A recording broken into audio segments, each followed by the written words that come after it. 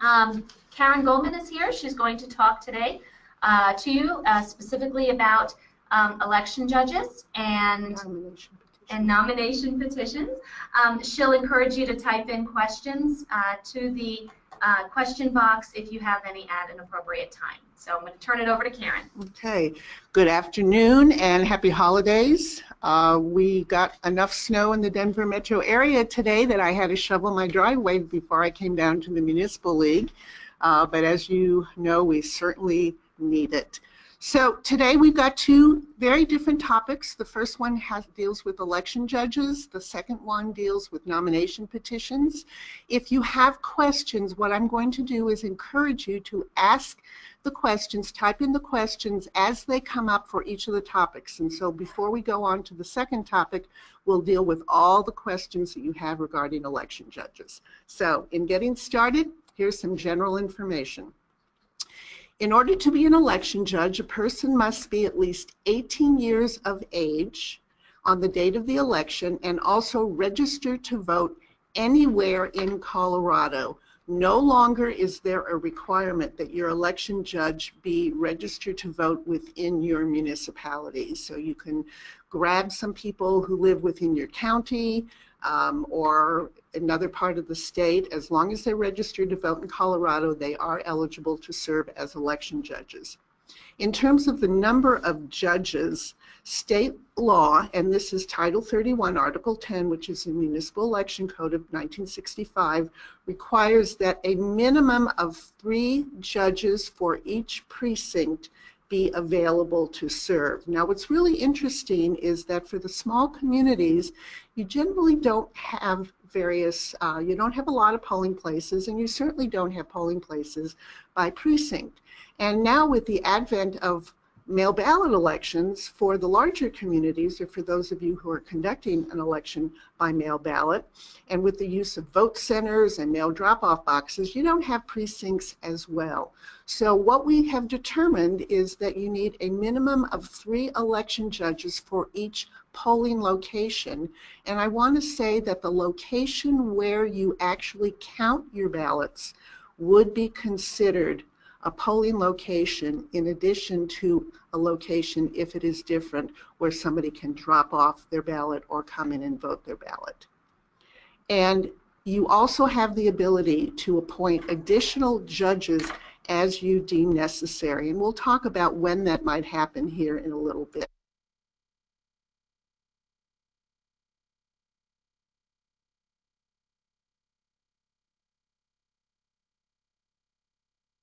The next. Need some help to get to the next slides here. Okay. All right. Okay. So here are the procedures for appointing your election judges. State law says that all election judges are appointed by the governing body unless they have delegated, the governing body has delegated that responsibility to the municipal clerk, and the vehicle for doing that is by resolution. Now, I strongly suggest that if you don't have the ability to appoint the municipal judges, that you do your best to convince your governing body to give you that responsibility. And here's my reasoning. Elections just aren't like they used to be. And when I say that, I mean that more people are interested, which is a good thing. Unfortunately, a lot of the people who are suddenly interested in elections are interested because they think that the elections are full of fraud. Now, we as professional election officials know that isn't true, and we absolutely hate being accused of doing something that is not professional or is underhanded, but that seems to be the climate today. I saw it in a lot of the elections that just occurred in November, and for those of you who've had contentious elections, I think you know what I mean. So when the governing body is the responsible party for appointing election judges, there might be a perception that they're appointing people who are their pals, and that would especially be true if they were running for re-election. While I hate to be the promoter of conspiracy theories or anything like that, I just think it's better if all administrative responsibilities, including the appointment of election judges, remain with the administrative officer, which is the municipal clerk. So if you don't have the ability to appoint those election judges, I would strongly urge you get that ability and you do it if you can before this next election. Okay, I'll get off my soapbox now and move on. So election judges are appointed at least 15 days before the day of the election. And who you appoint, their names, their address, and where they're going to be working is kept as a public record. So if somebody comes in and they want to know, well, who are the election judges, you have the obligation to provide them with the people with that information. So once the appointment has been made, you will issue what's called a certificate of appointment, and in addition to that, an acceptance of appointment. So the certificate of appointment is just, a certificate you can make. Clerks are great about sharing their forms and their documents with each other. So if you don't have one, be sure to ask on the listserv. And the acceptance of appointment is a document that they have to return to you to say that they will be serving as an election judge. And they have to return that document to you 7 days after they mail out the certificate, so that they know that they've got enough judges, and if it's not returned within the 7 days, then that results in a vacancy in appointment. So let's talk about those vacancies. You fill the vacancies in the same manner as the original appointments. I always suggest that when you make the initial appointments, you appoint more people than you think that you will need to serve as election judges. My reason for saying that is that between the time of appointment and the actual time that they start working, whether they come in to work for you in a mail ballot election or they show up on election day to work, something can happen. And the last thing you want to have happen is to be stuck with fewer election judges than you need. In a polling place election, you cannot open the polls with fewer than 3 election judges. So if you make 5 or 6 appointments, 3 of them are for the regular judges and 3 would be considered substitute judges, at least you're covered. And in the next slide, we'll talk a little bit about judges for mail ballot elections.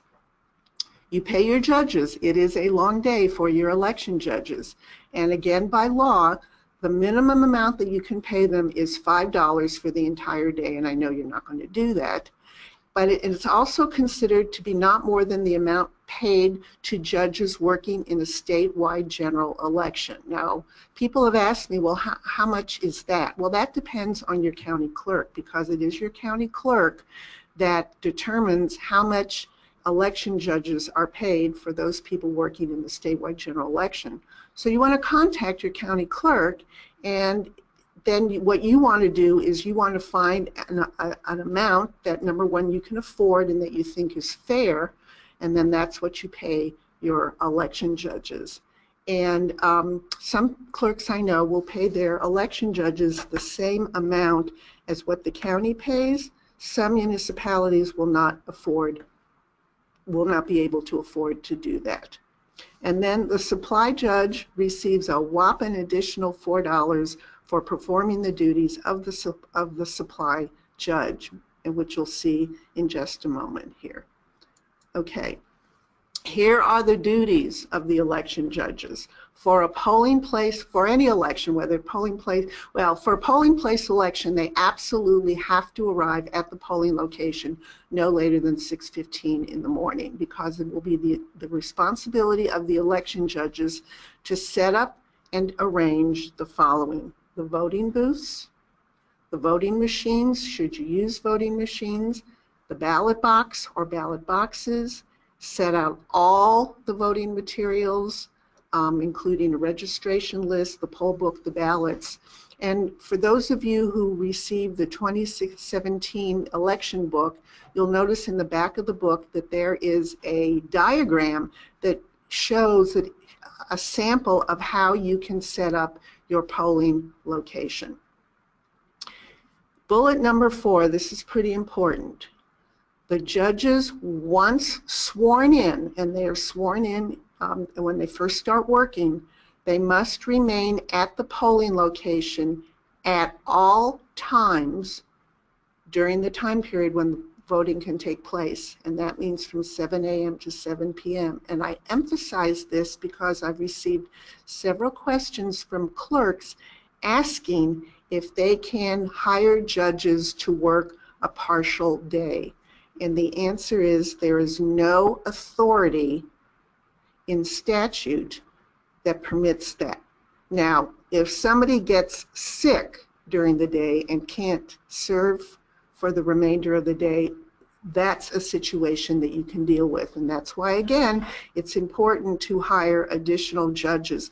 What I used to do when I worked in Lakewood and we had polling place elections is I would bring my substitute judges into the city clerk's office, again at 6:15, and then I would wait until till after 7 o'clock, and if I did not hear from any of my polling locations that they needed a judge, I would send my judges home, and I would, I'd give them breakfast, and I would pay them a certain amount of money for serving the substitutes. But you can't have people work in shifts. And I don't know what the legal reason is, but I can tell you what the reason I believe is from the perception perspective. And that is that you don't want anybody walking out of the polling location and going to their neighbor or somebody saying, boy, oh boy, we weren't busy at all, or it seemed like there were a whole lot of people who came in to vote for X and not, that kind of thing. So the idea is that it's a secret ballot. It needs to remain secret. If the judges are not out there in the community, it's likely to stay secret. Okay, the other thing that judges will do at the polling location is they will issue replacement and substitute ballots as necessary. The next bullet, they will be responsible for verifying signatures on the return envelopes in mail ballot elections. And again, if you're holding a mail ballot election in April, the seminar we're doing in January is a must attend for all of you. Once the polls have closed, they are responsible for counting the ballots, issuing the judges' certificates, posting the election results. They tear down the polling location, and all the supplies go back to you. So they have a lot of responsibilities, and you want to make sure you can hire people who can do these duties, and it is going to be your responsibility to train the election judges in their duties. I often get asked the question, is it okay for the municipal clerk to serve as an election judge? And my response is that I never think that's a good idea. As the election official, the main election official, your job really is to oversee the work that goes on and oversee the whole process and to be available to answer any questions or address any concerns. And if you're serving as an election judge, you're not going to be able to do that. So I think it is really important for you to find other people to serve as election judge and that you take the responsibility of managing the election. Okay, let's talk a little bit about election judges in mail ballot elections. And the first thing I want to say is that I again get questions from people saying, well, how many judges do I have to have in a mail ballot election? And I will tell you that the statute is silent. It does not indicate the minimum number of election judges that is required for mail ballot elections. But since you need at least 3 election judges in a polling place election, it would stand to reason that you would need a minimum of 3 election judges also in a mail ballot election. And let me just say one thing about your judges. You do not have to worry about political affiliation of your judges. These are nonpartisan elections, and therefore your judges do not have to be of any particular party affiliation. And in fact, it's probably a good idea if you don't know what party affiliation they are. If you do, no problem, but that's not really relevant to their job in the election.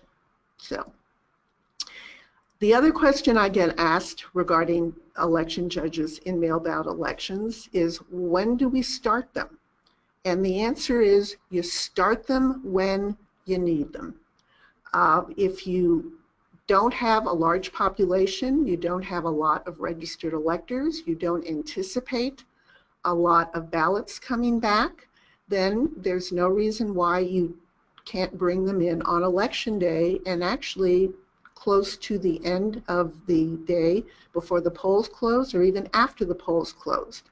However, starting with the April 2018 elections, in a mail ballot election, step 1 of the election process is going to be verifying signatures on the return envelope against the signatures in the voter registration database, or SCORE.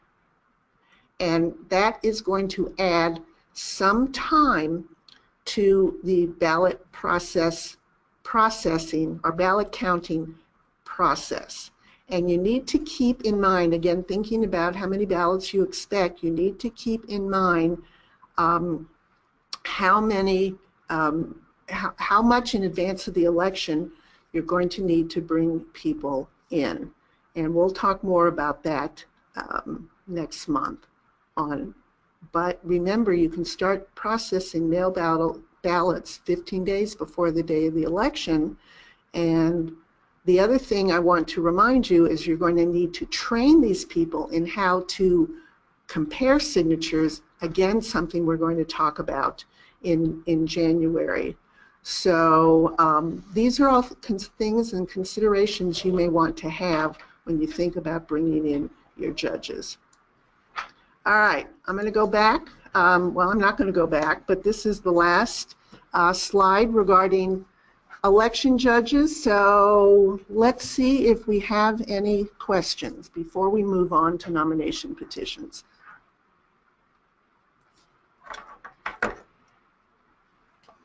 So just type them into the questions box if you have one. And I will wait to see what we have. Someone said they could not see any of the slides. Is that still the case? If somebody wants to text something in, that would be great.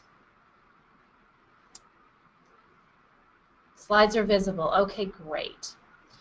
There, I see a question here, Karen. Let me just kind of open this box up a little bit. Hold on, hold on. Okay, okay. My eyes are really bad. I'm going to have, I think. I'm going to read it for you. That'd be great. On the list of judges, what address has to be included? Is it the judge's personal address or the polling place address? Well, it's both. It's the name and the address of the person who serves as the election judge, and it's also the location where they're going to serve. If you only have one location and the location is town hall, that's all you have to do is say town hall. And someone asked about that January webinar. It is Tuesday, January 16th. It's going to be on canceling your election and signature verification. Again, Tuesday, January 16th, and we will get that online ASAP so that you can register for that one. Karen, is there any reason to use judges who are different from the judges used at a previous election? The only reason would be that they failed to perform their duties and you really don't want to use them again. Lots of times it's great to have people who are experienced, but you want to also make sure, because procedures change all the time, you also want to make sure that these judges are willing and able to learn new procedures and not stay stuck. I've seen that, and it's not a pretty sight. Is it okay for deputy clerk to serve as an election judge? Yes, that would be fine. You would, you would swear that, you would appoint that person and have that person be sworn in as any other election judge.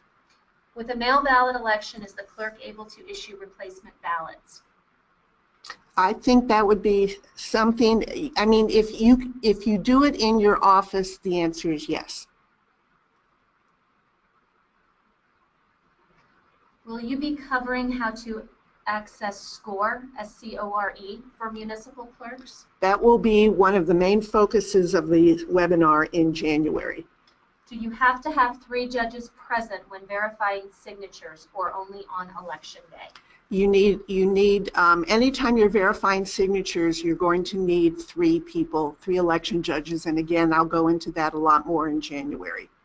On a mail ballot election, you do not have to open a polling place on the day of the election. Rather, the clerk would distribute ballots if an elector does not have one, and they can deposit it in the mail ballot box. Yes, that's correct. Any other questions? Wow, good questions, everybody. Oh, do you conduct background checks on municipal judges, especially if you know they have worked for the county? That is not required by state law. However, that's something that you could do if you wanted to. There is definitely a cost to that. The resolution from council to allow clerk to appoint. How often should that resolution be renewed? I think that you can do it every 2 years, or what you can do is just have one blanket resolution that gives the clerk that authority for all elections conducted within the municipality. Does the same election official have to be sworn in each year? Yes, it's different. It's a different election, so it requires an oath of the judges for each election. Has the Secretary of State offered a training for election judges to do signature verification? I have been working with the Secretary of State's office on a training designed specifically for municipal clerks, and part of that will be done at the webinar in January, and then we will make that information available. We can do it through the CML website and also through the listserv through CMCA. Great questions, everyone. Okay, Karen, I don't see any other questions. So we're going to move on to the next segment. And if you have additional questions regarding election judges, we can deal with them at the end. So we need to actually go back. Yeah, sorry. No worries. Okay. One more. Back. Am I going the wrong way? Yeah, back. Keep going. Oh, you're going forward. No, okay. We're scrolling through the, here we go. This is it? This is it. All right. Okay. So we're going to talk a little bit about nomination petitions because it's getting close to when you have to have your nomination petitions available. So let's talk about them. So first of all, who can run for office? According to state law, the candidates must be registered electors, 18 years of age and older. They have to be a resident of the municipality for at least 12 consecutive months immediately preceding the election, which means the candidates for office have to be a resident and a constant resident, consecutive months, not in and out, but constant resident since January of 2017. If you have wards or if you have districts, in addition to being a resident of the municipality, they have to be a resident of the ward for that same amount of time. And they cannot be a candidate for 2 offices at the same election. And let me just talk a little bit about that. You know, what constitutes that? It is my opinion that people will have to determine what office they are running for prior to circulating a nomination petition. In other words, if you've got both trustees and a mayor up in the same election, I don't believe that you can circulate a nomination petition for mayor, a nomination petition for board of trustee, and then decide based upon comments they received during that process which one they're going to turn in. And in fact, many municipal clerks, when they create their nomination packet, will fill in the blank as to what position that the petition is for. And so, and I think that, to me, that is the best practice. That saves confusion, because somebody, you know, if you have a situation where somebody's got a petition for both offices and one person that gets real excited about them running for the board, but they don't think they make a good mayor, and suddenly they turn in the mayor and they've signed both petitions because they can, I think they feel duped. So I think it's just a whole lot easier, and I would suggest that when you have your nomination petition packets, you have a separate one petition that says, you know, ward or at large or whatever, and another one for mayor. I think that will save a whole lot of confusion and angst at the front end. Okay, so here's the form of nomination petitions, and this is what the nomination petition includes as a stapled package. First of all, the name of the candidate and the office sought. And again, as I said, you can fill in the office sought before you hand out the petitions. Following that is a requirement that I hope this will be the last election where we ever have to do this, and that is the designation of a vacancy committee. Now, a vacancy committee, the purpose of a vacancy committee, which I will say does not make sense at the municipal level, is if the candidate withdraws, is to find somebody else to run in that person's place. It is a procedure that has never been used. It's pretty impractical, and there will be a bill next year introduced in the House that will eliminate the need to have a vacancy committee exist, first of all, and also be included on the nomination petition. But until that happens, you have to include the information about a vacancy committee, and the requirement is in state law. And that does not have to be completed by your candidate, but it must be included on the nomination petition. You know, okay, so having said that, let's move on. So following that is the following information for the signatures. So included in the signature information is a space for the actual written signature, a space for somebody to print the name, then the address, which includes street number, street name, city or town, and the name of the county.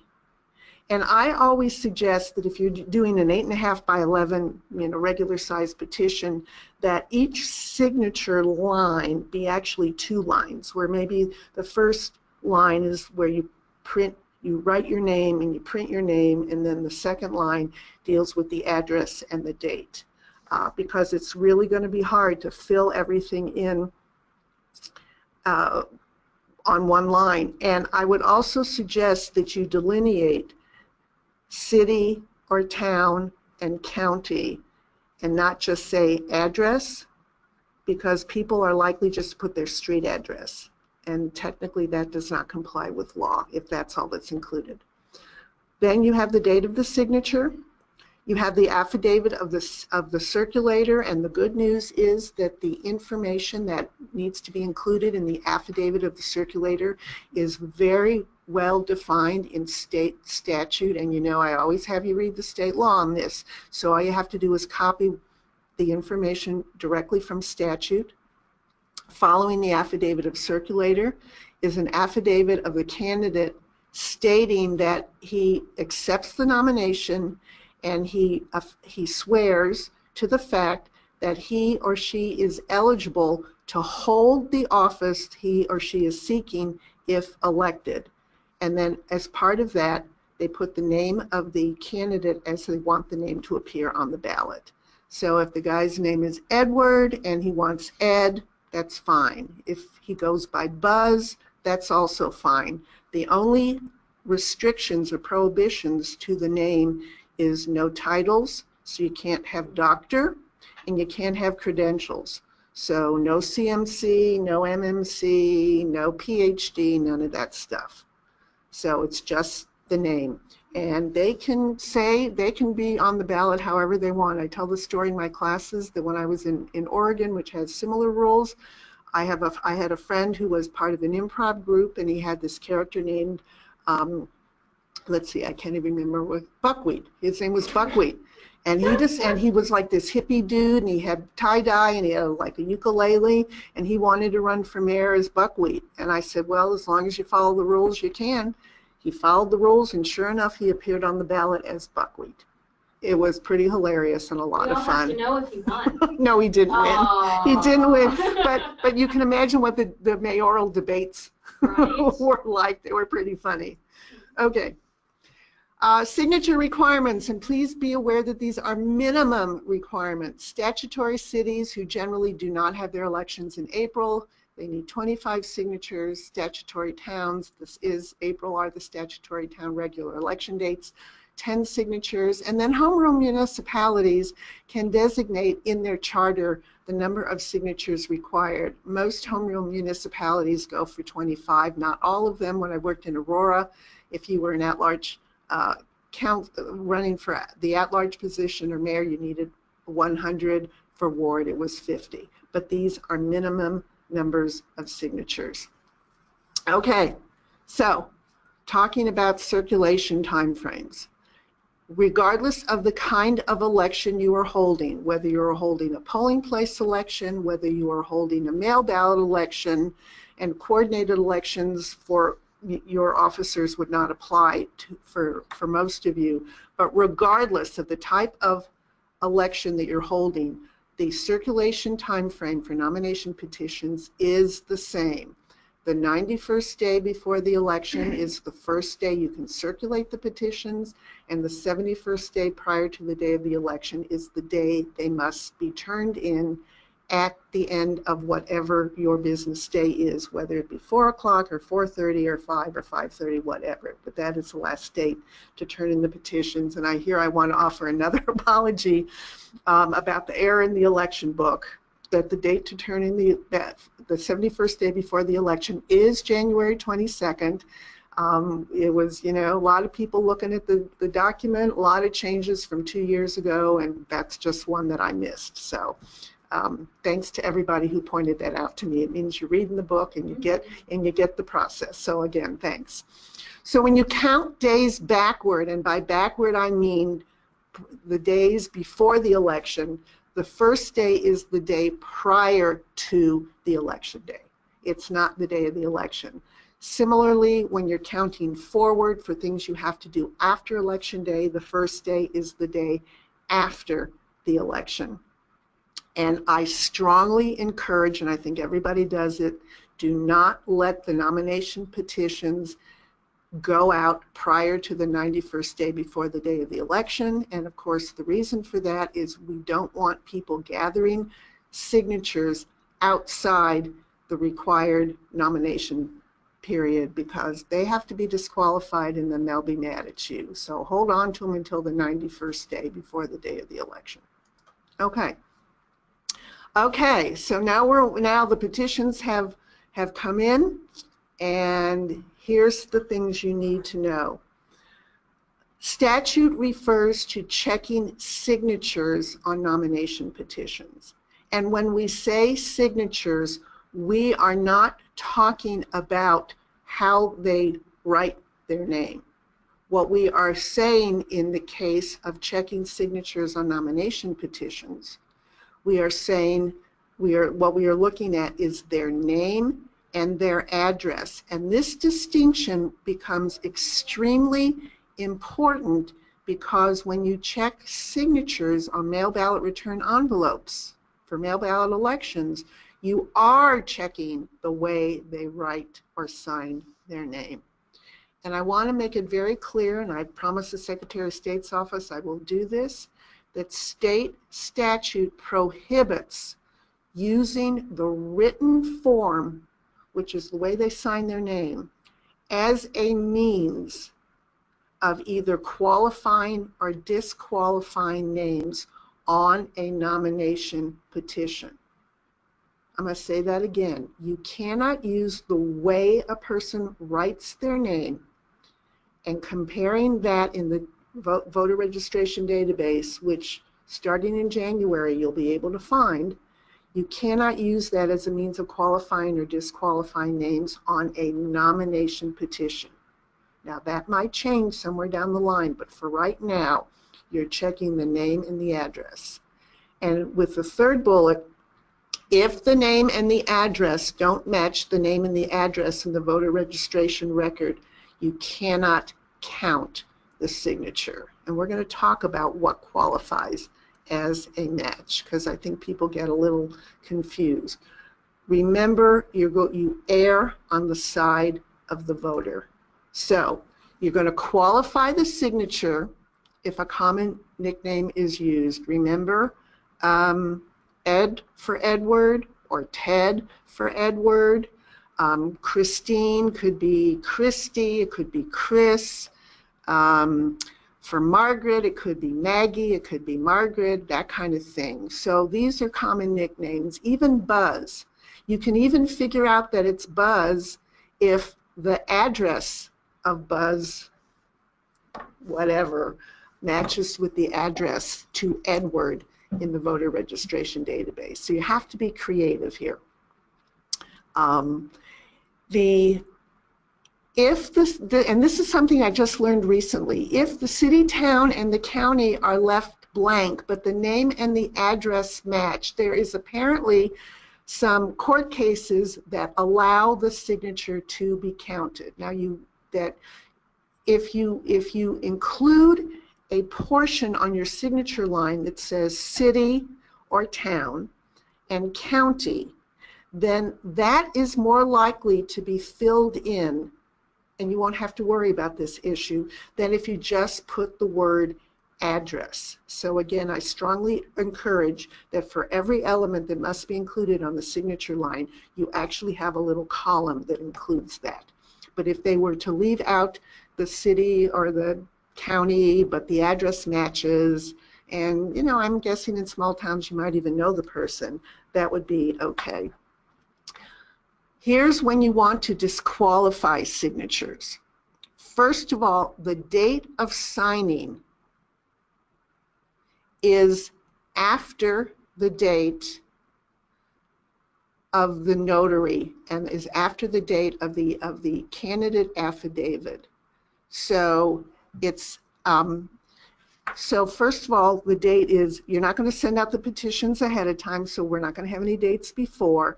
But sometimes what will happen is you'll get a signature. The candidate will sign the affidavit, the circulator will sign the affidavit, it'll all be notarized, and then somebody will come up and say, ooh, I forgot I wanted to sign your petition, and they sign it, and it's after those dates. Those have to be disqualified. Also, if the date is omitted, you can't count that because you have no idea of knowing whether they've signed it within. Now, some people say, well, the one before and the one after, fall within the deadline. It doesn't really matter in this particular case. The date is very clear. And again, there's court cases that say the date actually has to be filled in. Okay, if more than one name is signed by the same person, like a husband signs for him and his wife, or the wife signs for for herself and her son, whatever, every signature is disqualified. So it should be pretty easy to tell if two signatures, one above the other, have been written by the same person. Those both have to be disqualified. There you've got a junior and a senior, or you've got a junior and a third, or something like that, residing at the same address. And when they've signed their name, they didn't designate who signed what, so you can't count those signatures either, because you don't have any way of knowing which person it was. And then finally, the same signature appears on more than one nomination petition for the same office. So the way the law is written is that if you have 4 people running at large and you have 6 candidates out there, the same one citizen can only sign 4 of those 6 petitions. if you have a mayor up along with your board of trustees, those are considered different positions. So if you've got the mayor's race and you've got 3 candidates, a citizen can only sign one of those petitions. So in other words, a citizen cannot sign any more petitions than there are offices to be voted on. And the question has come up, if it happens that more than the required or eligible number of petitions have been signed, how do you determine which ones you disqualify? Well, it's amazing what you read in state statute. And reviewing state statute, this is what we found out, and it's the last bullet, that what you use, and there is a may here, but what you use is the date of signing, which means the petition that was signed where the signature appeared earlier is a signature that you count, even if that petition is the last one that comes in. It also, statute is very clear. It says that if you cannot figure out by using the date of signing which one needed to be disqualified, then you have to disqualify all of them. The other thing that I want to say, and I don't know if I said it in the next, yeah, here we go. You should not accept any nomination petition that doesn't contain at least the minimum number of signatures that are required. So if somebody turns in a petition, or they hand you a petition and they need 10 and it's got 8, and they say, well, I got another one out there, you just hand that one back to them and say, when you have at least 10, bring them in, but don't accept it otherwise. And I would always let people know that they need to get more signatures than they need, because as you well know, not everybody and not every signature will qualify. People think they're registered and they're not, or they've moved and they change their they change all their information, but they forget to change their voter registration form, or they submit a P.O. box, which doesn't work. So that kind of thing. So make sure that that you tell your candidates to get more than what they need. And then any petition that doesn't, where everything isn't filled out, where the affidavit of circulator or the acceptance of nomination, and that's all, that hasn't been completed, turn it back.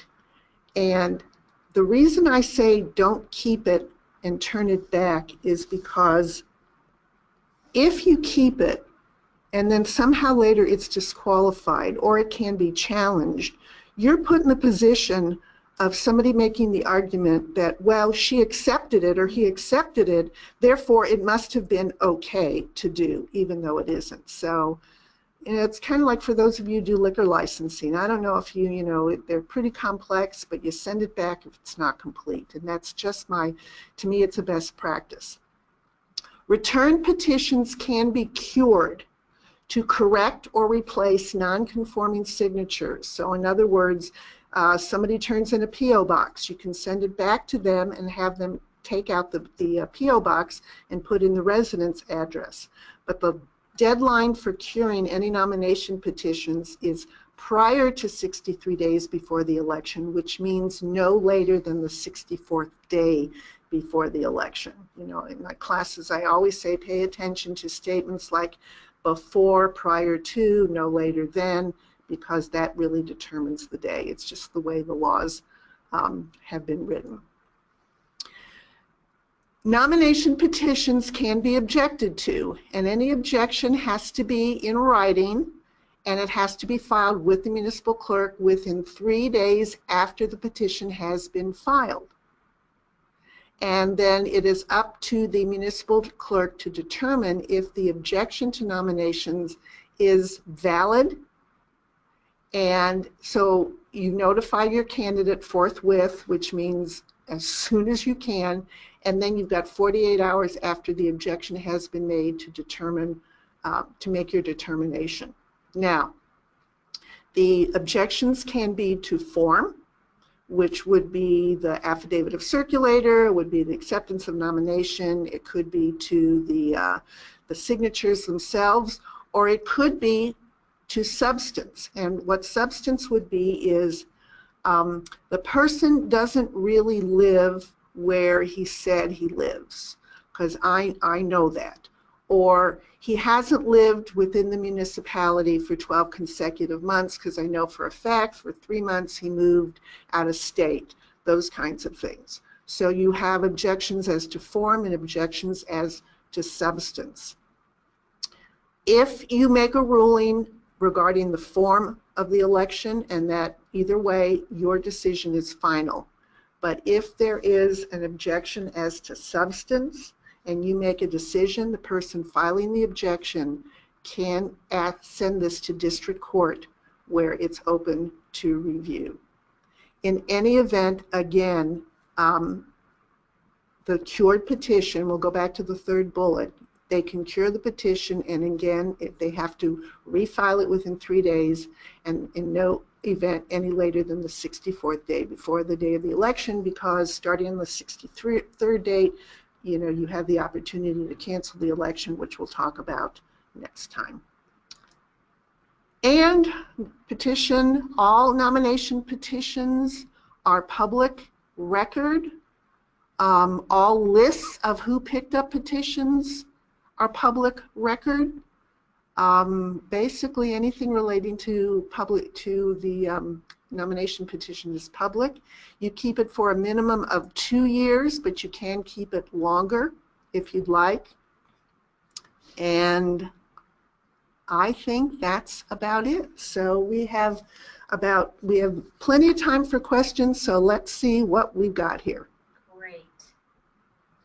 All right. All right, here we go. Can the city or town and county be pre-printed on the nomination petition?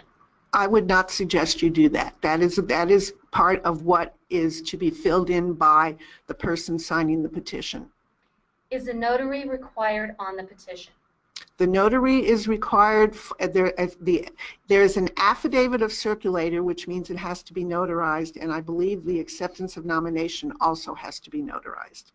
Regarding the date to turn in petitions, our close of business is 5 p.m. Can I require petitions by 4:30 that day, or must it be 5? It has to be 5 o'clock. If your office closed at 4:30, then it would be 4:30. So you can use the signature to determine validity when 2 names and addresses are the same but not otherwise. Confused by previous slide regarding use of signature versus name and address. Okay. No, you can never use the signature on a nomination petition. I'll say that again. You could never use the signature and by that I mean the way it is written on a nomination petition.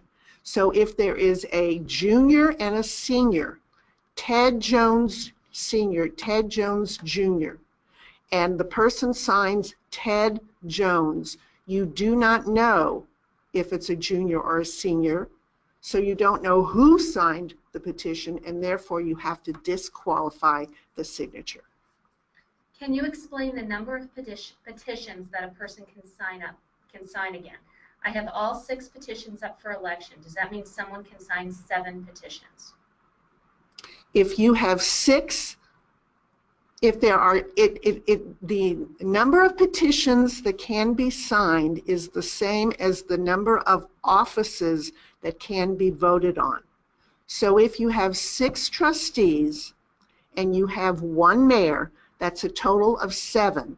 They can sign 1 petition for mayor regardless of the number of candidates, and 6 petitions for trustee regardless of the number of candidates.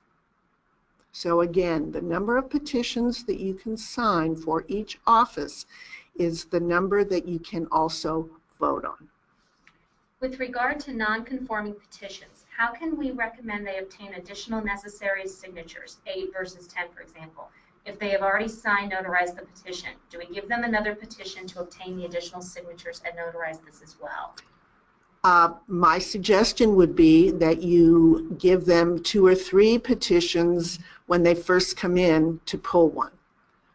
You can create what I would do in Aurora was I would have an envelope and I would have instructions, and I would give them, if they needed 50 signatures, I would give them 2 petitions, which totaled 100 signatures. And you do it at the front end, and then that makes it a lot easier for them. Are people picking up petitions required to add their name to a list? They're not required. However, again, in Aurora, I would have a list of people who picked it up. It's just simply for public consumption. And one other thing I want to say, which I neglected to say, is that anybody can circulate a nomination petition on behalf of a candidate. It doesn't have to be only the candidate. Remind me when nomination petitions can first be given out. 91 days prior to the day of the election, and I'm going to leave it up to you to figure out what that day is. Could the petitions be made available on the town's website? Some municipalities do that. I never did, because I always like to know, as did the public, who came in to pick up a petition. However, if that's a decision you want to make, there's nothing that prohibits it. Can petition packets be posted online only? This would eliminate the expectation that a list is kept of those who pick up a packet. Again, that would be up to you. If you find a petition that needs more signatures because someone disqualifies, is it best to give the person a brand new petition? I think we talked Yes, about it is. Yes, it is. Because you cannot add petitions to a signature that's already been sworn to by the circulator. It has to be a clean petition. Can a person that owns property in town but does not live in town sign a petition? In order to be eligible to sign a nomination petition, you must be a resident and registered elector of the town. You cannot be a non-resident property owner. I mean, they can sign it, but that's the signature that will be disqualified. Can the town clerk be the notary on the petition? That's entirely up to you. I've had a conversation about this with other municipal clerks. Some offices do that because banks are getting more reluctant to notarize, and so that's entirely up to your own decision. Can you accept a signature if someone uses their middle name on the nomination petition, but their voter registration is first and middle names? How about someone who uses their married last name on the nomination petition but still has their maiden name on voter registration? Well, the answer to your second question would be, I would say no, because the name and the address doesn't match. However, regarding the middle name, and some people go by their middle name because they just attest their first name, is that if you can determine that the person who signed is actually the person on the voter registration list, then that would be fine. Is there a statute that requires notification that petitions can be picked up on a date and time? No requirement. However, I think there was a question out on the listserv yesterday asking for, like, how do people notify? Some people will put it on their website. Some people will post it in the newspaper. People who send out water bills will put in the water. I mean, clearly you want to do whatever you can to let people know that they can pick up petitions and when they can pick up the petitions. Someone asked if we could get a copy of the PowerPoint presentation to print for reference. Absolutely. In addition to the recording, the PowerPoint is actually posted on CML's website, cml.org, under training materials. I have 3 ward positions up for election. Can one person sign petitions for one candidate in each ward? Yes, because if they're ward candidates, then they're considered different positions. The signatures on nomination petitions don't need to be redacted for a public relations request? No. Do you verify the candidate's qualifications, such as address? That would be the first thing I would do in the petition. Well, the first thing I would do when the petition came in is I'd make sure there were the minimum number of signatures. The next thing I would do would make sure that the candidate, him or herself, is actually qualified to serve in office if elected. Okay, last call for questions. These are fantastic, everyone. While you're typing in those final questions, I do want to remind you, Tuesday, January 16th, there will be a webinar on canceling your election and signature verification. We will get that up on the CML website for registration within the next day or two. Again, check cml.org under training materials for the recording of this, as well as for that PowerPoint PDF that you can print out.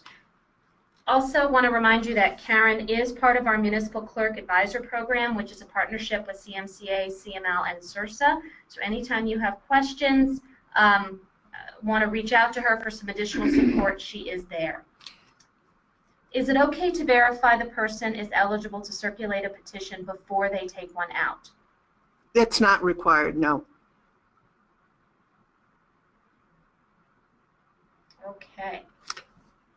So just a couple things. If you know people who are not members of the listserv, please make sure they join. You know, clerks and deputy clerks, it's free. They're free to join. There's a whole lot of information out there, not just election information. It's the easiest and fastest way to get information. Many of you now know how to contact me.